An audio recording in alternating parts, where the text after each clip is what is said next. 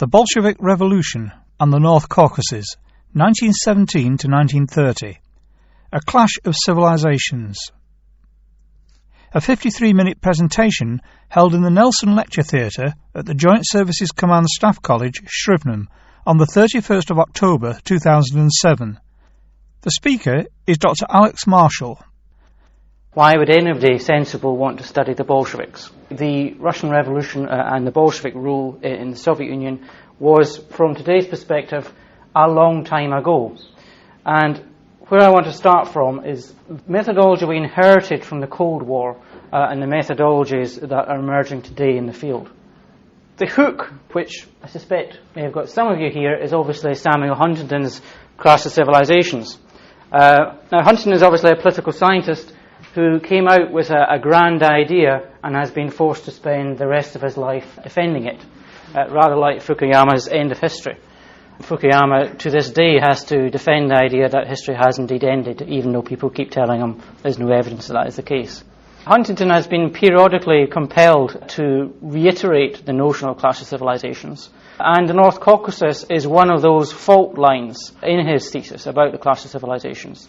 So that in the press, for example, you will see commentary along these lines from Huntington. This is about the onset of the Second Chechen War, which began in 1999. And Huntington's analysis is in many ways quite predictable if you know his overarching theory. Russians and Muslims in the North Caucasus have clashed for more than 2 centuries, but the age of multi-civilizational empires is over, and Russia would do better to espouse a Russia-only Russia rather than pursue the obsolete dream of a multi-ethnic, multi-civilizational empire.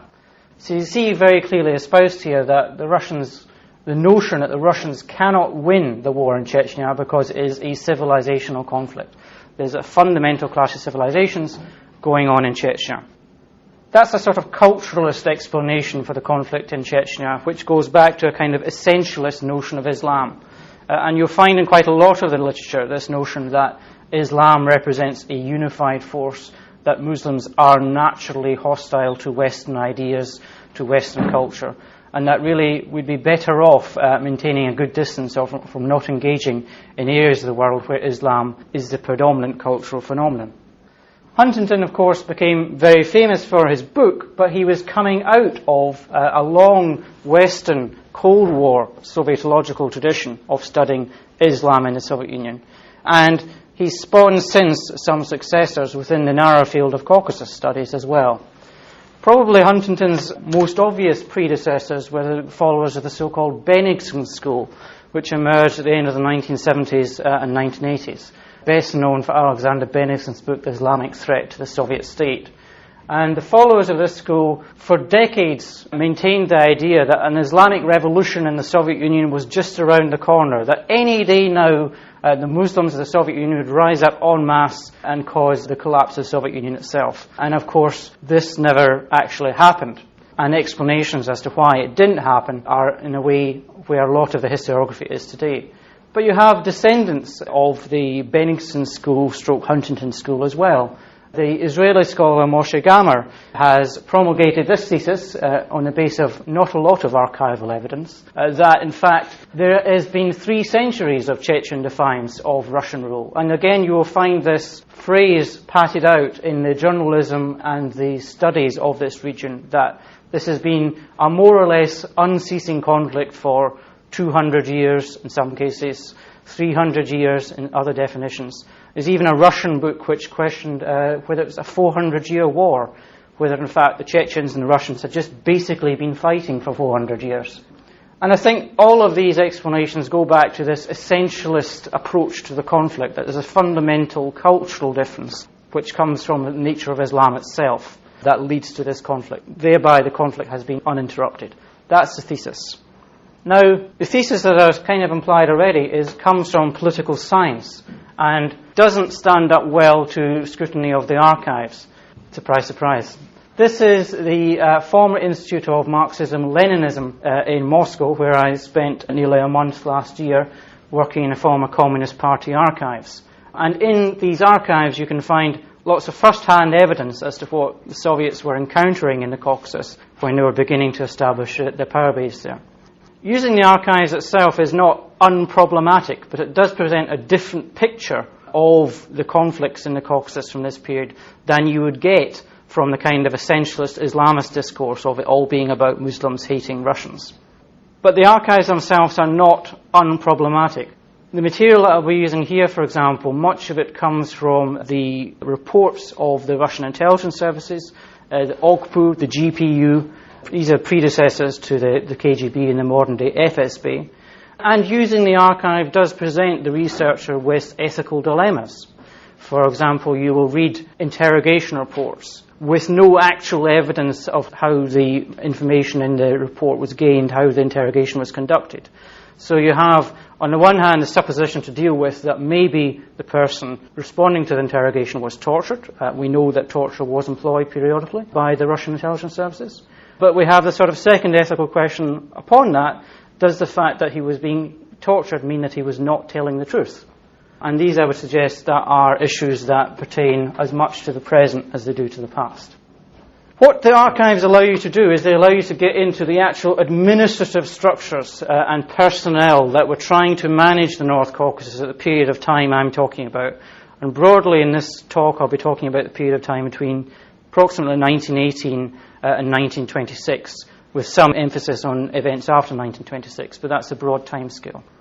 In terms of Bolshevik actors in the North Caucasus, these three characters were central figures. Not necessarily in the way, however, that they're commonly understood. Stalin, we know, is an essential character today because everybody associates him as the General Secretary of the Soviet Union and his activities as head of state. He was important to the Caucasus and the North Caucasus as head of state in the later 1920s period, but he was equally important in the earlier period because he was Commissar of Nationalities. He was a man charged with actually implementing Bolshevik nationality policy. And he was aided and assisted and abetted by several cronies, amongst them Anastas Mikoyan, head of the Southeast Bureau, which we'll talk about more in a moment, in the Kav Krayom between 1922 and 26, and Sergo Ordzhonikidze, who was head of the Kav Bureau between 1918 and 1922. Very roughly put, there's a Southeast Bureau which was in charge of the Northern Caucasus district, including the military district, and it was the Kav Bureau which was in charge of the South Caucasus, meaning Armenia, Georgia and Azerbaijan. Incidentally, and as a passing note, none of these characters, of course, are Russian. Mikoyan's an Armenian, Stalin's the best-known living Georgian of his day, and Ordzhonikidze is also Georgian.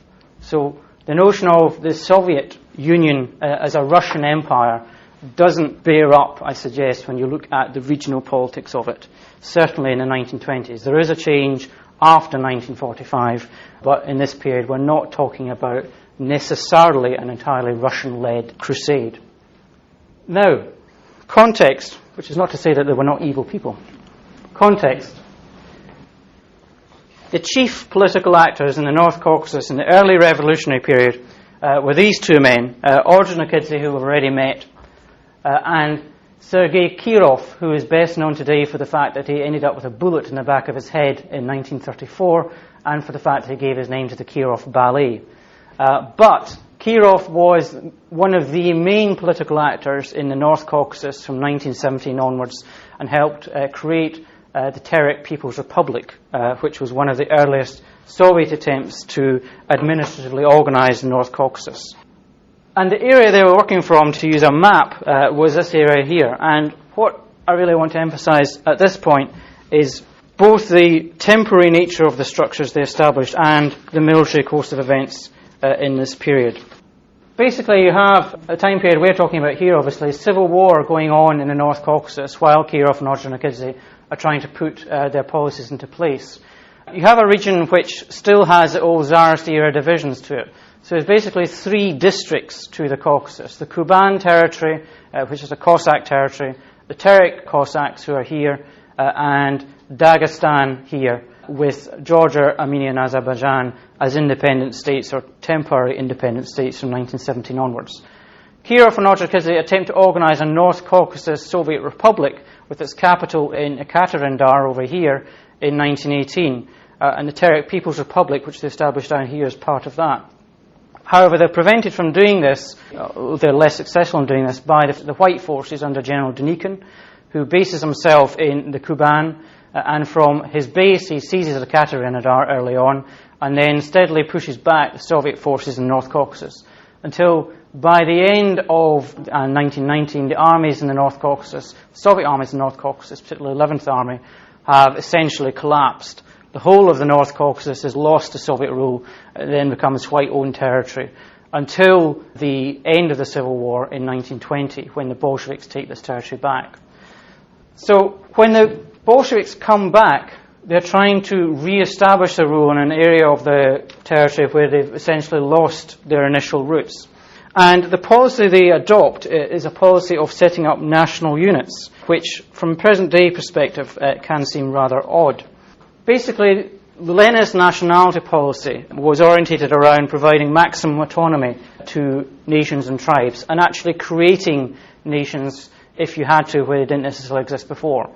The Bolshevik Soviet notion of what a nation was Stalin's definition, created in 1913, which you'll still find repeated in Russian texts today when defining what a nation is. A nation is a historically constituted, stable community of people formed on the basis of common language, territory, economic life, psychological makeup.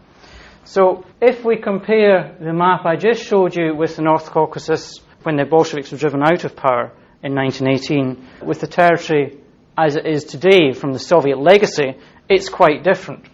This is a modern-day map of the North Caucasus, and what you can see very clearly is both the nation-states that emerged out of the SSRs at the end of the Soviet Union, Georgia, Armenia and Azerbaijan, of course, as we had before, but also numerous small autonomous oblasts or national units, including Chechnya, which is, of course, the best known in the East today, North Ossetia, Kabardino-Balkaria, Karachay-Cherkessia, and this is a Russian district here.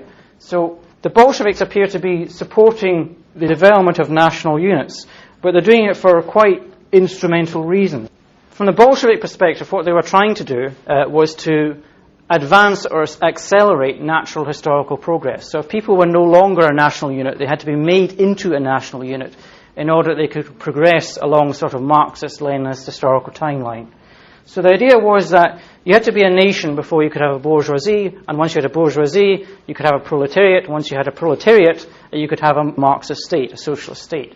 But if you started out as a bunch of tribes, you obviously weren't going to have that. So you had to artificially create nations in order to get, eventually, at some point in the near future, a proletariat suitable for a socialist state. Mad as it seems today, that was their policy. And Broido, who was an administrator in Narkom Nats, Stalin's unit dealing with nationality policy in this period, put it very well in 1923.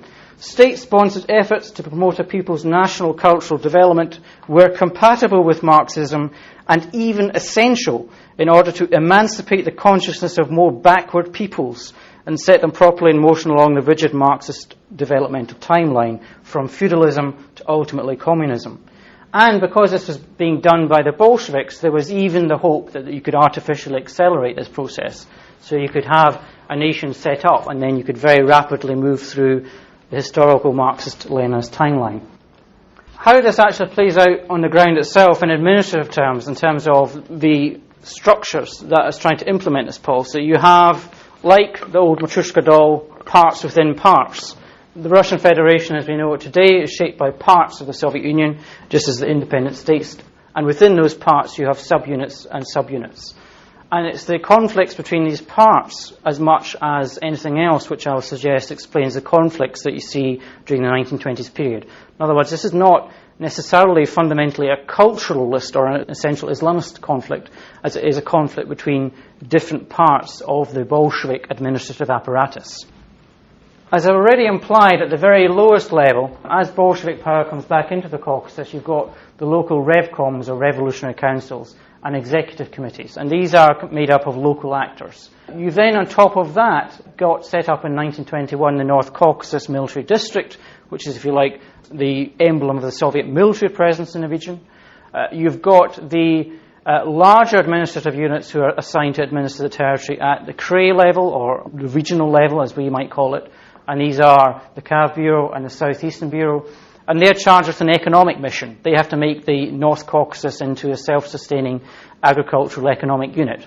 one of the big Bolshevik ideas in the 20s is that they can take huge areas of territory and make them monolithic in their production. So you can have the Urals was going to be a monolithic industrial region, North Caucasus was going to be a monolithic agricultural region, and you get economies of scale. So you've got a very ambitious economic policy being carried out at that level, and then you have, on top of that, you have the secret police, as we would call them in the West.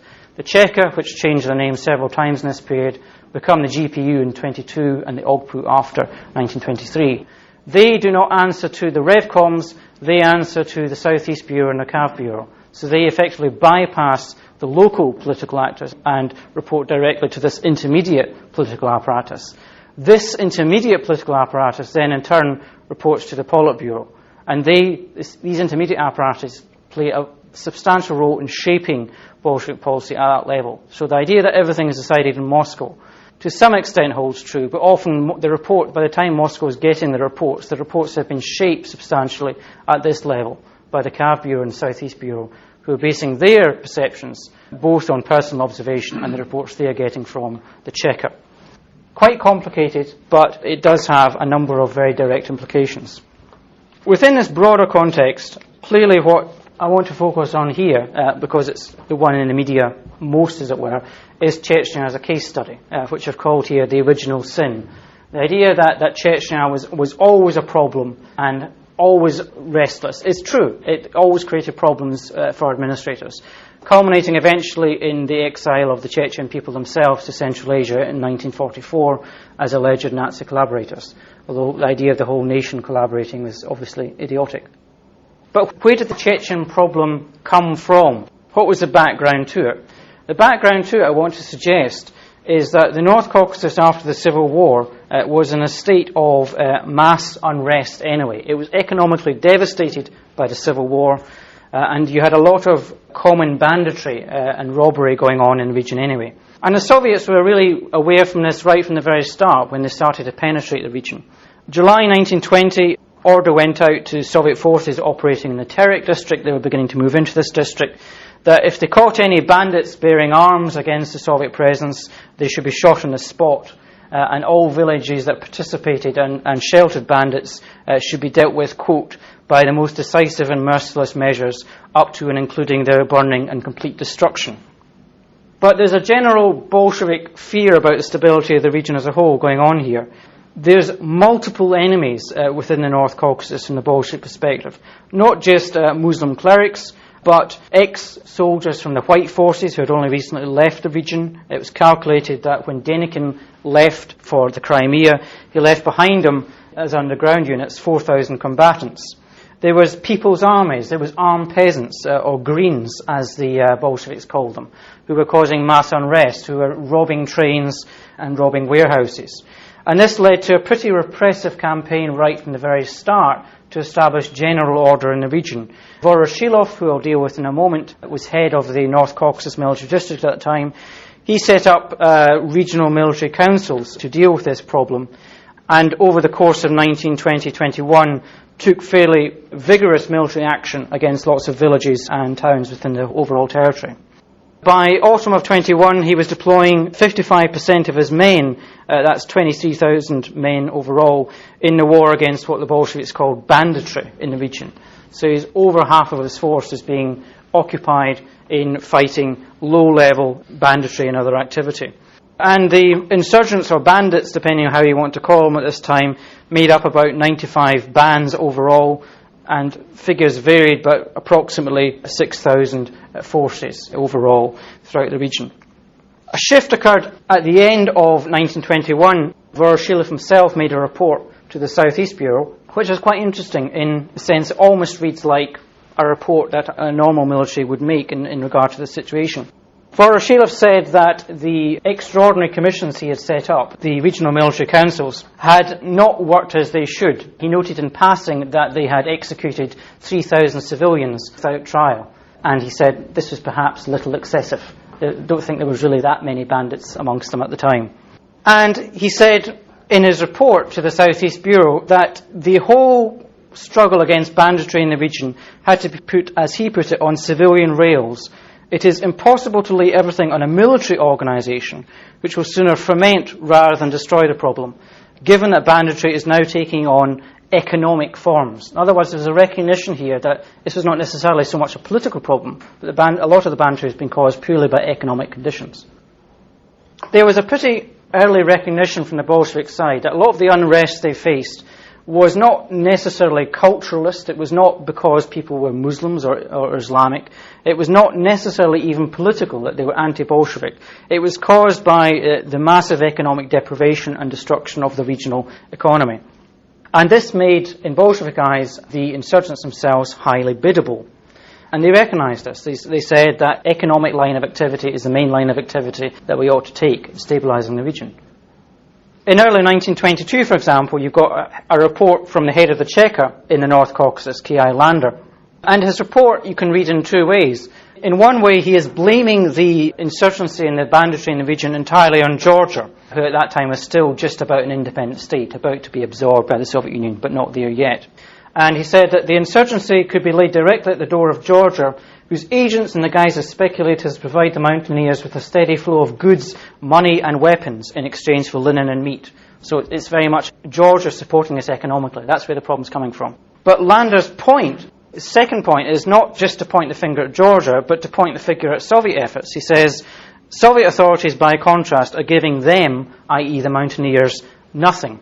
So there's this very clear recognition that if we have a problem, it's perhaps because we are not doing anything economically in the region. We're not showing to the local population that our rule is economically beneficial, that we're making their lives better. And the region itself was, as every report of the time indicated, as I said already, completely devastated. For example, you had migration abroad from Dagestan of 14,000 Dagestanis. You had widespread malaria and typhus in the region.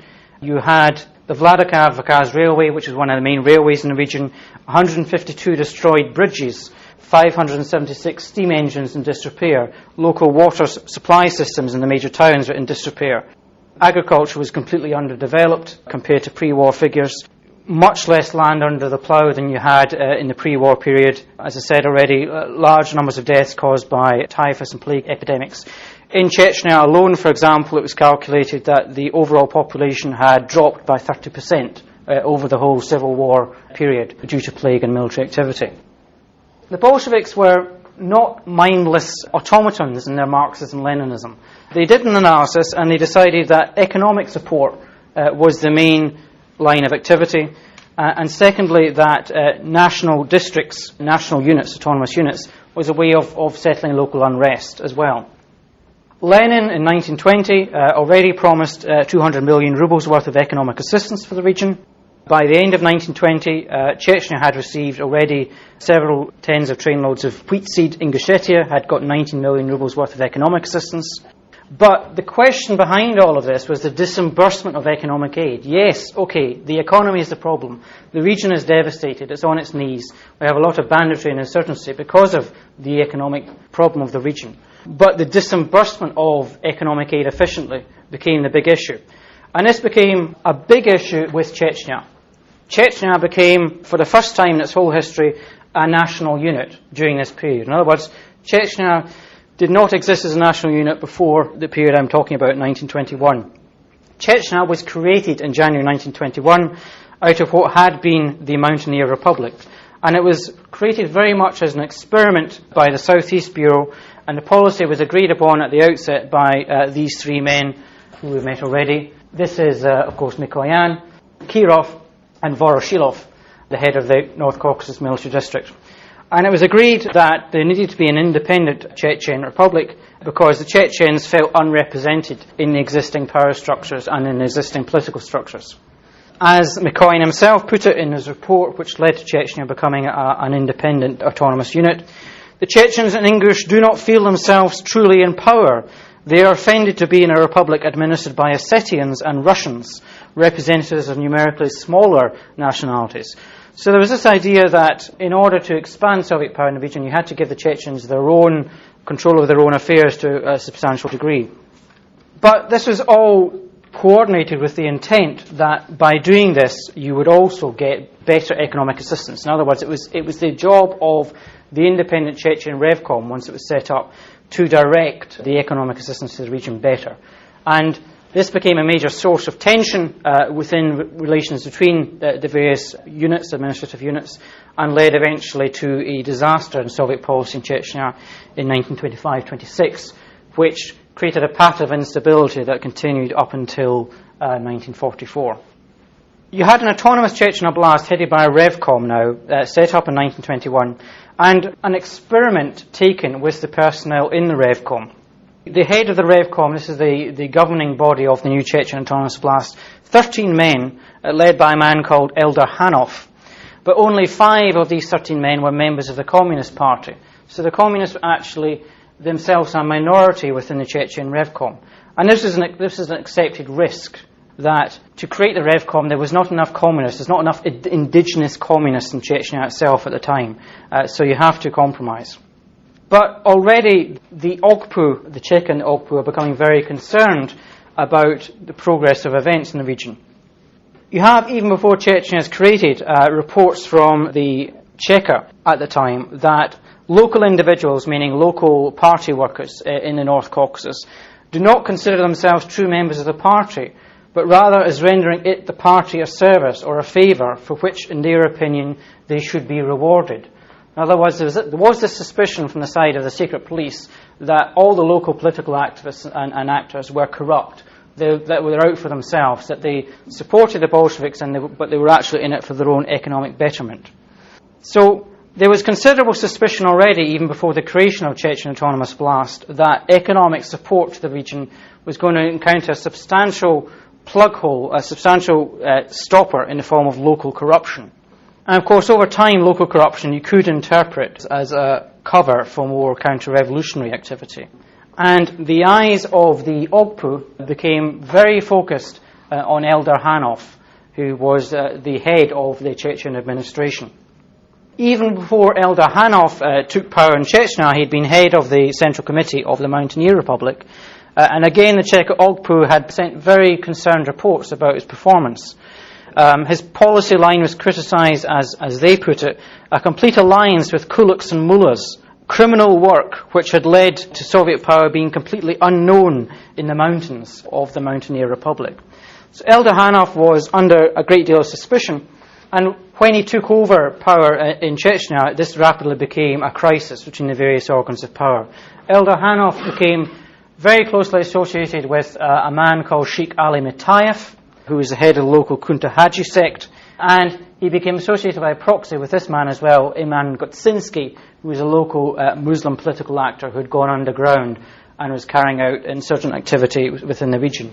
And it was suspected by the OGPU that Eldar Hanif was in touch with Gutsinski, as well as enriching himself. After 1921, after the creation of a Chechen Autonomous Oblast, you get a lot of reports expressing growing amount of concern about the region. Voroshilov visits Chechnya in January 1923 and reports back to Stalin that, and again from a culturist perspective, this kind of goes against the grain, the Chechens are like all other mountaineer peoples, not better or worse. So in other words, there's nothing special about the Chechens. And in fact, that he reports that we should expect work through mullahs and sheikhs, we should expect the Islamic clergy to play a large role, and we should just adopt to it. But Voroshilov's main concern is that Eldar Hanif is too close to Ali Mitayev, whom he doesn't trust, and that the Chechen Revcom itself is extremely weak. Voroshilov's report, he says that Eldar Hanif is without character, a hapless, stupid and boastful old man. And in the wake of Voroshilov's report, you get other reports in the region which say mostly the same thing. You get increasing criticism as well from the OGPU, and particularly the head of the OGPU in the North Caucasus at the time, Sergei Mironov. And his reports become increasingly critical of the performance of Eldar Hanif and the local Chechen Soviet apparatus. Basically, two things happen. First of all, in 1923, Eldar Mironov is already reporting, calling for Eldar Hanif's removal. He says the Eldar Hanif experiment is now completely discredited. There is no Soviet presence in Chechnya at all. Eldar Hanif is playing us for fools. And a few days after that, in 18th of April 1924, a year after that, 18th of April 1924, you have Ali Mitayev arrested by the OGPU and transported out of Chechnya. He's eventually put on trial in January 1925 on charges of conspiracy and counter-revolution, and he's executed, he's shot. The OKPU defend getting rid of Ali Mataev because they regard Mataev as a dangerous influence on Elder Hanif. They say that, as they put it to the Southeastern Bureau, Mataev's activities not only merely failed to support the growth of Soviet authority, but actually hindered and undermined it. Elder Hanif doesn't do himself any favours because he defends Ali Mataev. As soon as Ali Mataev is arrested, Elder Hanif is sending various reports to the Soviet apparatus saying he should be freed, he's a good man, this is a forgery, he's not a counter-revolutionary, this is the work of local forgers. So very quickly a conflict develops between the OKPU, the secret police apparatus, and the official local Soviet Chechen government. And the OKPU themselves send very colourful reports to the Southeast Bureau about the Chechen Revcom. They say the enormous allocation of resources from the centre has led to a certain liveliness in the work of the Chechen Revcom from the very first. From the moment a firm budget framework was agreed, they had begun a crisis in every aspect of the Revcom's work. The major problem, which had already led to a budget deficit of 400,000 rubles in the eyes of the OKPU, was that the majority of workers in the Chechen Revcom led a drunken, wild existence with splendid bacchanalian celebrations, all of which created, as they put it, a deathly atmosphere of irresponsibility and inactivity. The local land question, in their eyes, was unresolved, leading to continuous violent clashes. 24 new schools opened in 1923 and 1924 were no good because the teachers for the schools all came from the Madrasas, and the local forestry service, as they put it, was in a catastrophic condition. One of the major local resources for Chechnya, it was giving less revenue than it had in Tsar's times. And all of this lack of economic progress led Mironov to accuse, by May 1924, Elder Hanif of actual counter-revolutionary activity. In other words, the suspicion arose, this is not merely corruption, this is active anti-Soviet activity. Mironov charged that Elder Hanif's reign had led to the enrichment of his own clan, and you get here introduced the idea that Chechen political structures are corrupted by clan structures. The enrichment of his own clan had been the only product of Elder Hanif's reign, expressed in the embezzlement of the lion's share resources which had been sent by the centre for the reconstruction of the bridges. So in Mironov's eyes, you have no bridges in Chechnya, despite lots of money having been sent by Moscow for that to happen. The one person most directly responsible for that is Elder Hanif. And this would eventually lead to a change in policy by the Southeastern Bureau and by the Politburo in general. Elder Hanif would eventually be removed. He would be off the scene by 1926. So you have a major shift carried out between 1924 and 1926 when Elder Hanif finally leaves the scene. Basically, during the course of 1924 and 1925, there's a shift in Soviet policy. They decide they have to be much more interventionist. You cannot leave it to the hands of local actors. During the spring of 1924, they attempted to cleanse the local Chechen party apparatus by rigged elections. Basically, the idea was that by getting rid of dubious and unreliable elements in the local political apparatus, you would make the economic flow of resources much easier. But of course, there was then a large-scale public boycott of these elections because everybody at the local level knew they were going to be rigged, and the result wasn't very satisfactory. You then, in 1925, have a quite radical policy counterinsurgency campaign initiated for the first time in Chechnya, in which the Soviet authorities decide that the only answer is to disarm Chechnya completely, complete disarmament of the territory. And to do this, they have to deceive Elder Hanif himself and remove all the local Soviet political actors, local Chechen political actors, from the scene, because they will warn in advance that this campaign is about to happen. So they've basically abandoned the policy they had adopted in 1921 of compromise, and they're now going, in some ways, very much for a more direct and interventionist solution to what they see as the problem of corruption. Campaigners, as they organised a military campaign commanded by I.P. Borovich, who was head of the North Caucasus military district, with the OKPU, headed at the local level by a man called Evdokimov. And this military campaign was going to involve over nearly 5,000 infantry and 2,000 cavalry, in addition to over 300 OKPU troops, 8 airplanes, and blocking detachments. And the aim of the campaign was to create blocking detachments along the border with Georgia, and then to advance from 3 sides along parallel axes towards the centre of Chechnya, towards Grozny. And in the course of advancing, the 5 detachments involved would disarm local villages as they went and purge the local political apparatus. So it's a fairly major campaign. It's launched on 23rd of August 1925, and it had been concluded by the 25th of September that year. As I say, advancing from the north, the west and the eastern military districts, disarming all settlements they came across, arresting and executing where necessary bandits as and when they met them. But it also had an explicitly political character, that the local party apparatuses were going to be purged as the military forces advanced of any unreliable elements and new political actors put in their place. Combined with that was again a recognition of the economic aspect of the problem. Economic aid, it was recognised, was essential. Without economic assistance following up behind the military effort, as the reports themselves put it at the time, the military operation will be only a palliative and produce only temporary pacification. Now, there was worked out a fairly strict protocol for how this operation was going to be conducted. The Ols, the mountain villages in Chechnya, were all to be given by the military forces as they advanced 2 hours to hand over all weapons held within the village. If the 2-hour deadline was ignored, then the village would be subjected to 10 minutes of artillery fire, with the shells set to explode at a high setting with the idea that you're only going to wound people and not kill them. Lethal force was only going to be employed in the event of active resistance, so the official reports went. As the operation commenced, a number of notable surrenders were achieved. In the southern districts, you had Gutsinsky, who was this troublesome Islamist figure I mentioned earlier, arrested in early September, on the 5th of September, following 48 hours of artillery and air bombardment. The local village handed Gutsinsky over, and he was taken by the Ogpu to Rostov-on-Don, where by October he had been shot by a firing squad, along with his 16-year-old son and his 2 young daughters. You had other surrenders of insurgent leaders in the region, and you had a large total of weapons handed over. By the time the operation concluded, you had 25,299 rifles, 80,000 cartridges, 1 machine gun, and 4,319 revolvers taken up by the Red Army forces from the local villages. Speed, surprise, and overwhelming force meant that overall losses, according to official figures, were rather light. Soviet losses were 5 killed and 9 wounded. Chechen losses, they officially recorded 6 civilians had been killed and 30 wounded, 12 bandits killed but over 300 captured. But the highest figure of all, 119 homes destroyed. So you can imagine the local villages were not necessarily left well inclined if your house has been blown up. Not necessarily the best PR campaign to do.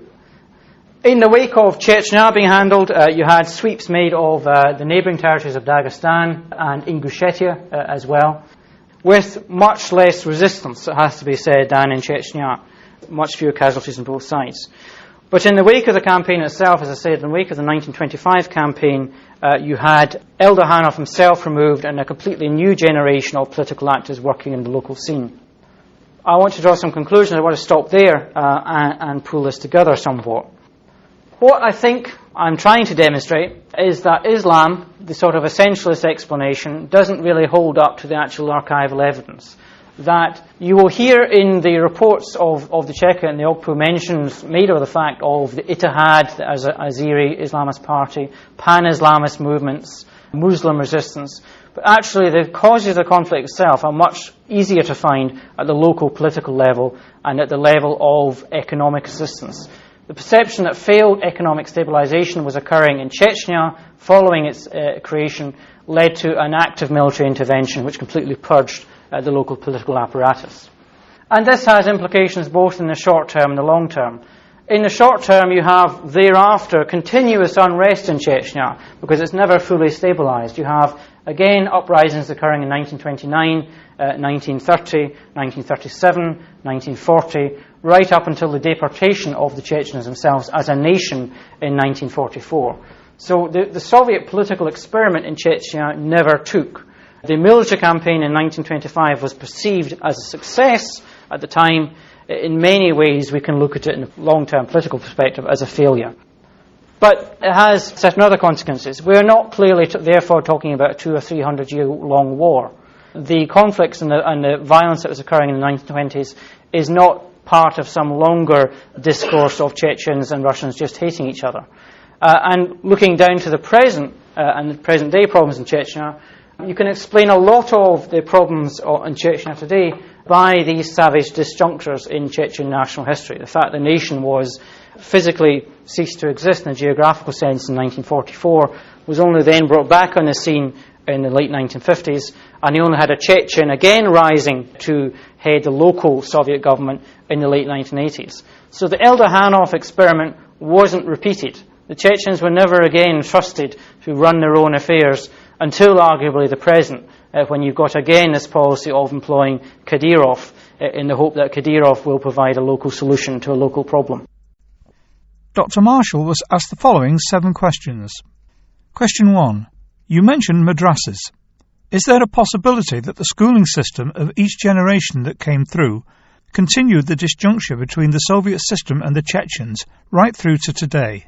The Soviets, from their very ideological perspective, saw religion as a problem anyway. They looked at all organised religion as a subversive force, and they were just as repressive towards the Orthodox Church in Russia as they were towards Islam in the borderlands.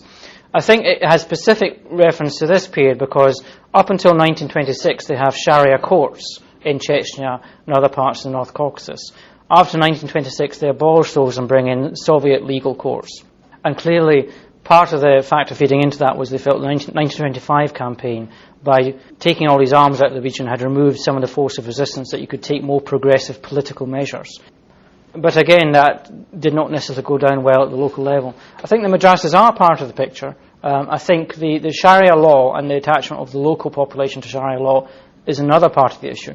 I think, however, you don't have to therefore interpret it as a essentialist or culturalist debate. It's not those factors in isolation which cause the conflict. It is, from the Soviet perspective, local corruption and failed economic stabilisation. Question 2. How important is the image of past resistance to the Chechens, as far as what's been happening since the 1990s? Do they look back to figures like Shamil? I think they do. I think a discourse emerged with Dadaev very specifically. The reason I mention the 300-year war was one of Dadaev's first acts when he came into office in 1992. He didn't come into office in 1992. In 1992, discussions were opened between Dadaev and the Russian government, as it then was under Yeltsin, about reaching an accord between the two sides. And Dadaev said, I'm not going to have any talks with Yeltsin until we sign a peace treaty ending the 300-year war between the Russian Empire and the Chechen people. So you have this discourse of a 300-year war used by the Chechens themselves to a certain degree. I don't think it necessarily reflects the whole truth, but it has a power of its own, and that is the language that you'll hear used by the most extreme elements of the Chechen separatists. As I say, when you compare it to the actual history in the archival record, it doesn't necessarily match up, but that's not to deny its political resonance today. Question 3. Can you explain what happened in 1944? You mentioned deportation and that the entire nation was accused of collaboration, but what actually transpired, and if people were deported, when did they return? From 1941 onwards, as the Germans advanced rapidly into the North Caucasus, they created, as they did out of all nationalities of the Soviet Union, some small national units and diversionary detachments who operated behind Soviet lines, blowing up railroads, destroying bridges and things like that. And they recruited these from part of the Caucasian diaspora who had left after the 1917-18 revolution, and partly from Chechen deserters. The Soviet armed forces had not recruited from Chechnya. They had not introduced conscription in Chechnya until the late 1930s. As soon as they put in the call up for war in 1941, over 3/4 of the Chechen called up either didn't come to the recruiting centres or deserted with their weapons and equipment. As the Germans approached the North Caucasus and sort of swept through Kabardino-Balkaria down towards where they were trying to get to, which was Baku, essentially at the end of the day, to get the oil, they sent in more diversionary detachments into Chechnya, including parachutists, and they had various units like Berkut, which was a sort of mountaineer detachment, as it was called, under German officers, but populated with Chechens and English and so on. When, after the Battle of Stalingrad, the tide turned, as it were, in the North Caucasus and the Germans were driven back, Beria, the head of what became the KGB, I think called at that time the MGB, and Stalin decided that the solution for the problem they had encountered was to deport large numbers of nationalities from the North Caucasus to prevent this ever happening again. 2/3 of Soviet oil came from the North Caucasus, so if they had lost the North Caucasus to the Germans, it would have meant losing the war in many ways. And they blamed the local nationalities for the kind of diversionary activities which had been occurring in their real lines. So they deported the Chechens. They didn't only deport the Chechens, they deported the Balkars, the Ingush and the Kabars as well, on wholesale, put them into trains and sent them all to Central Asia, where they were repopulated in Kazakhstan and Uzbekistan and other areas like that. They were not then rehabilitated until Khrushchev came to power, and the Chechens came back to Chechnya only in 1958 in dribs and drabs, and then set up again a Chechen territory in what they regarded as their homeland, as their home territory. But you had that savage disjuncture that they hadn't existed as a nation in the national sense at all between 1944 and 1958. And as I said, at the end, you didn't have a Chechen again become head of the local Chechen government until very late into the 1980s, as Zavgayev is the first, and he comes to office in 1989. That's a quite different progression from what happened in Dagestan, for example. The Dagestanis were not deported. The heads of the local Dagestan party organizations remained predominantly Dagestanis, not Russians. And that is part of the reason why in the 1990s, I suggest, you have stability in Dagestan, but incredible instability in Chechnya. Chechnya is, if you like, still a new nation, where Dagestan from the Soviet period actually had a lot of continuity and less of a disjuncture going on in the sense of its political life and national territory. Question 4. At what point in history do you see the first evidence of a Chechen identity? Well, there's a number of problems with it. The Chechens themselves don't call themselves Chechens. That's the first thing. Chechnya and Chechen is a Russian name for them. The Russians encountered a village in the 18th century called Chechen Aul, or Chechen Yurt, and they called all the people they found around there Chechens. There is no sense of Chechen national identity at all, I would suggest, in much of the 18th and 19th century, beyond sort of local tribal confederations. They have jamiats, as they call them, which are it's kind of fortified settlements, basically a village with a stone wall around it, a local stone defensive tower. But these jamiats are not national units. They are actually often in conflict with each other on the same territory. So it's rather like the clans you'd have in Scotland. You don't have any sense of Scottishness. You have a sense of clan identity, but not necessarily a sense of national identity. And you only have really a sense of national identity being created or attempted to be created in the 20th century. From the early 20th century onwards, when you have a Chechen literature being developed, Chechen national poets becoming well known. You only have the Chechen language set down in a written alphabet in the 1920s by the Soviets themselves. So you don't have a national literature emerging at all until in a written form that's preserved until the 1920s period. Up until that time, everything's written in Arabic. Anything that's written down is in Arabic, not in Chechen, and there's no Chechen national script as such in a physical form. So it's a late development, and this then becomes compounded with all the problems of developmental discourse that you see in other states and nations as well. It's a consequence of it occurring so late. Question 5.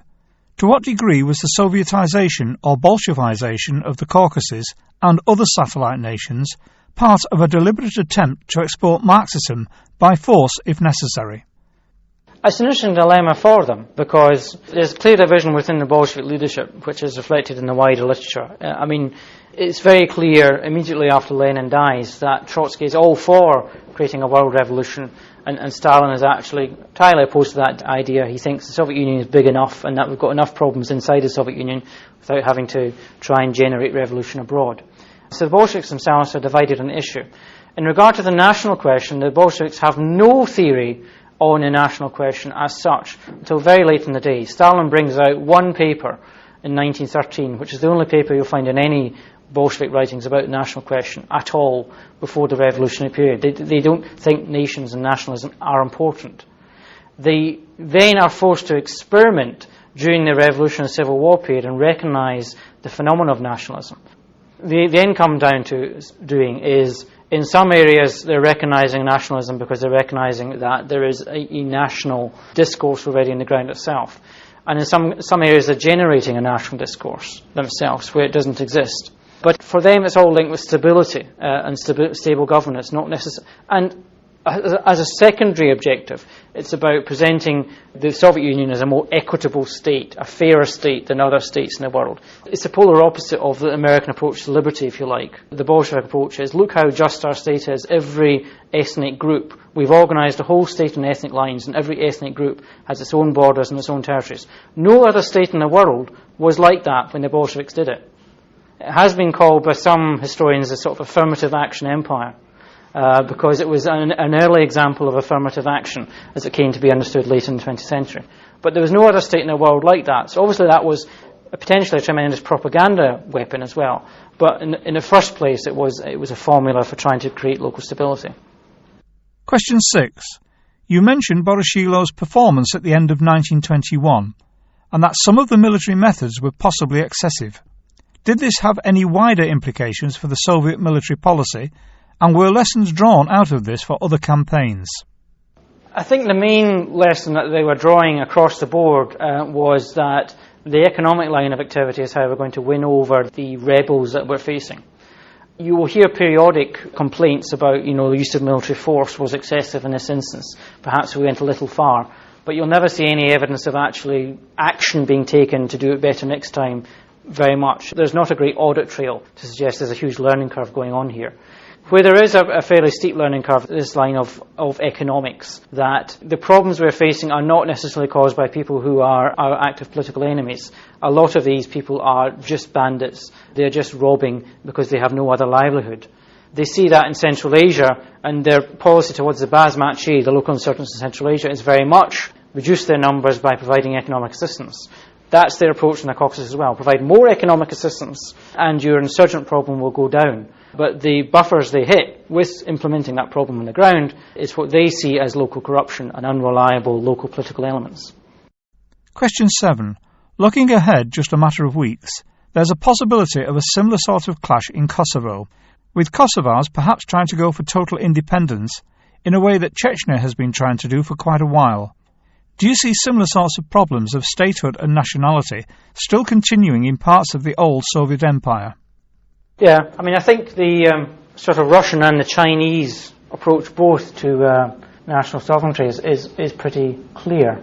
There are autonomous national units which are part of the Russian Federation today, and then you have larger states what effectively have become independent states in the form of Armenia, Georgia and Azerbaijan. Specific case of Kosovo, which you mentioned, the Russians would say that if Kosovo can be allowed to leave Serbia by referendum, then South Ossetia should be allowed to leave Georgia by referendum and become part of the Russian Federation. You cannot have one rule for one and one rule for the other. Every referendum that has been held in South Ossetia up until now has said we do want to join the Russian Federation, we don't like the Georgians, we don't get on. The Russian Duma has been very careful not to recognise that result. It's kind of a sword of Damocles that the Russians hold over Kosovo. That, these referendums have happened, we know what the result was. We chose not to recognise them because we're very nice people. We know it would create all sorts of international difficulties. But if you're going to do that with Kosovo, what about South Ossetia?